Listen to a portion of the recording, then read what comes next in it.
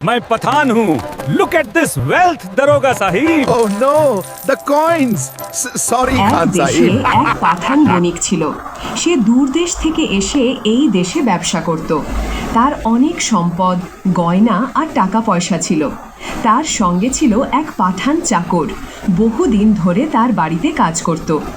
চাকরটি বাইরের দিক থেকে চুপচাপ, কিন্তু মনে মনে বড় লোভ জেগেছিল।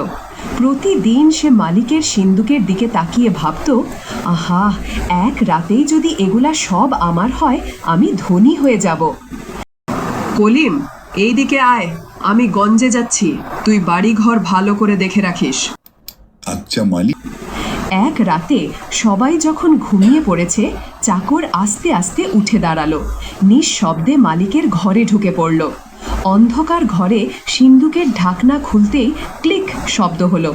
সেই শব্দেই মালিক পাঠানের ঘুম ভেঙে গেল। চুর চুর, কি কলিম তুই! এই হারামজাদা, আমি তোকে আপনজনের মতো রেখেছি, আর তুই আমার সিন্দুকে হাত দিস? তুই ভাবছিস চুরি করে পার পেয়ে যাবি? মালিক ক্ষমা করেন, আমি লোভে কইরা ভুল করছি, আমাকে ক্ষমা করেন। এমন ভুল আর কখনো করব না। কি করা যায়, কি করা যায়? হ্যাঁ, পেয়েছি। সে পা দিয়ে হেঁটে পালাবে, তাই পায়ে বেঁধে রাখতে হবে, তাহলেই বেশ। ল্যাঠা চুকে যাবে, আর যেতে পারবে না। রাখলাম পায়ে বেঁধে, দেখি বেটা পালাচ কিভাবে।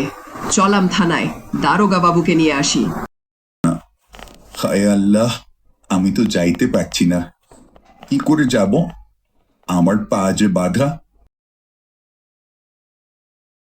दारोगा बाबू, दारोगा बाबू, আমার ঘর মে চুর ঢুকেগা আর আমি চুর মে পকড়াও করে বেঁধে রাখেগা। পাঠান সাহেব, আপনি শুধু পা বেঁধে রেখে এসেছেন? কেন? হাত তো খোলা রেখে এসেছেন, তাহলে তো সে পালতে পারবে।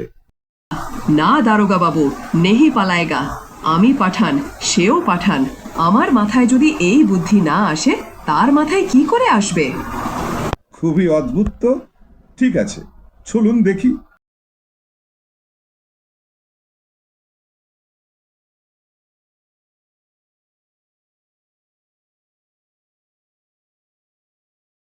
এই চোর, তুই পালাসনি কেন?